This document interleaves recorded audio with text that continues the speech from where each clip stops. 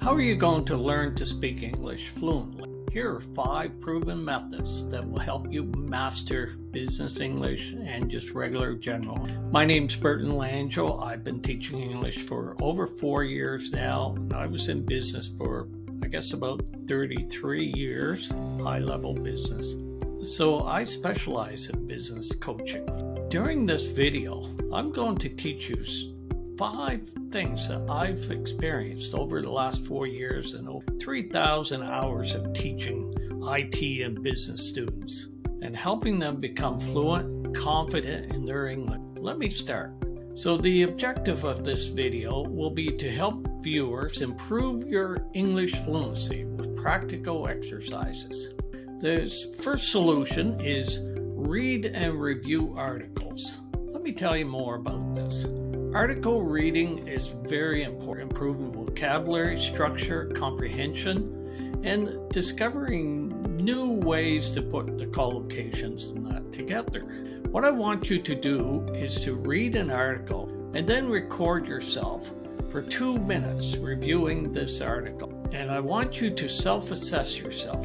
Now, the criteria that you should follow for evaluating it is, first, consider your pronunciation. Are you using the correct English pronunciation? Or are you kind of going back to your own first language phonetics at times? A lot of my Brazilian students who speak Portuguese, of course, will pronounce an R in an English when an English word starts with R and an H sound, rat. Let's say rat would sound like hat. Brazilian students really have to watch out. Consider your grammar. Are you going back to the different way of doing it? Are you talking about the person having X number of years instead of that person being 50 years old? And your vocabulary. Are you using interesting and different vocabulary? Are you using vocabulary that's a little more advanced than maybe day-to-day vocabulary? And how is your overall fluency? Is it smooth? Do you have the vocabulary? Do you have the pronunciation? Do you have the grammar? Are you easy to listen to? And are you coherent? Are you putting your ideas together clearly? You do this for 30 days, and I guarantee you will see a much higher level of fluency. And as far as articles, I really like Breaking News English. They're short articles that are on interesting subjects. You can read them quickly, and they'll give you ideas for speaking. Of course, the New York Times or even your daily newspaper that's online would be a good place to find whatever you want to read, whatever applies for you, whatever you think will provide the vocabulary that you'll be able to use in your work.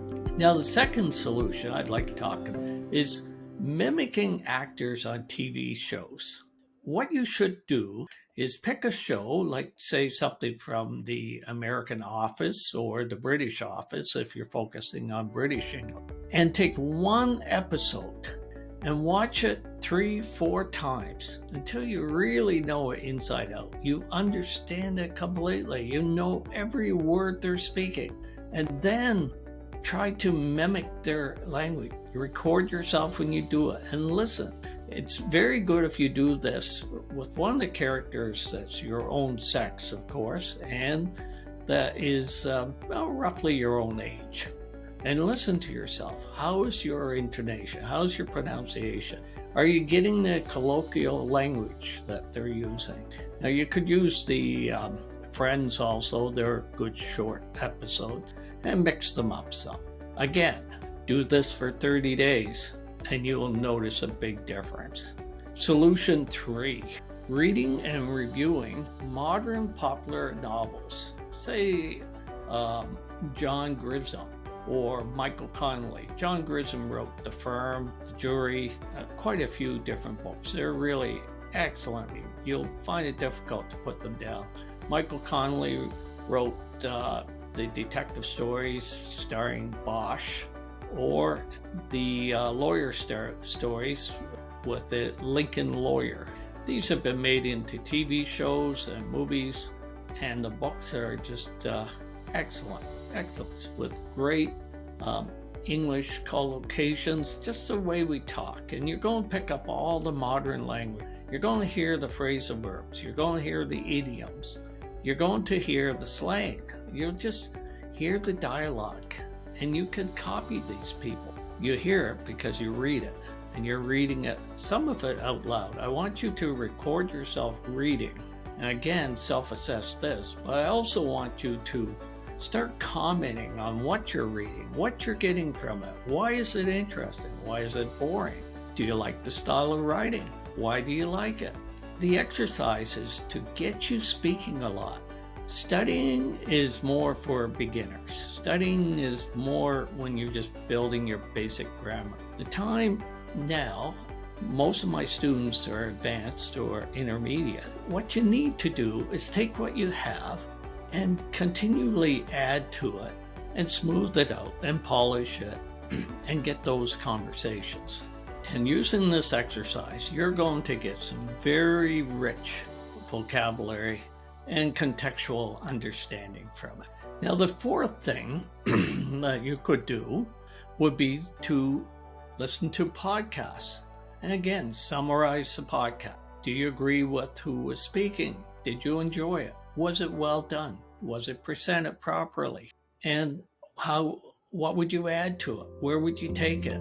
So again, you're going to be listening, you're going to be picking up vocabulary, and now you're speaking again, recording yourself, and you're self-assessing. I love this recording and self-assessing. And with smartphones, there's no reason why we can't record ourselves. We could even record it on video.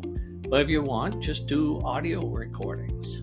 Now, the fifth solution is I want you to do all these things, but I want you to have accountability. Find a coach, find a teacher, somebody that's a native speaker who will listen to some of your record and give you a baseline. So I'd start first, record and have your baseline. Where are you right now? And look, Tiger Woods didn't start out as the best golfer in the world at the time. He had to practice, and practice is what you need to do. But this is much easier. All you have to do is do these recordings, self-assess, send me or somebody else a recording, get our critique on it. Constant practice is what it's about, and assessment. It's a continual improvement. And if you want to really maximize the result, listen to your recording, considering additional vocabulary you could have added, make some notes, correct those little problems that you're having, and do it again, and then self-assess. So continue on. Take the time. Do this for 30 days, and you will be amazed at the change in your fluency. I guarantee it. So thank you very much. I hope you have a wonderful day, and there's nothing like accountability to make a difference. I hope you enjoyed this video. Thank you. If you like it, will you share it? Will you show you like it? Perhaps subscribe to the channel. I really appreciate that. And for a free trial, just look below and I can send you a link if you'd like to have a class with me and see what you think. And I also provide a free course in small talk, English small talk. It's over 7 days. Thank you.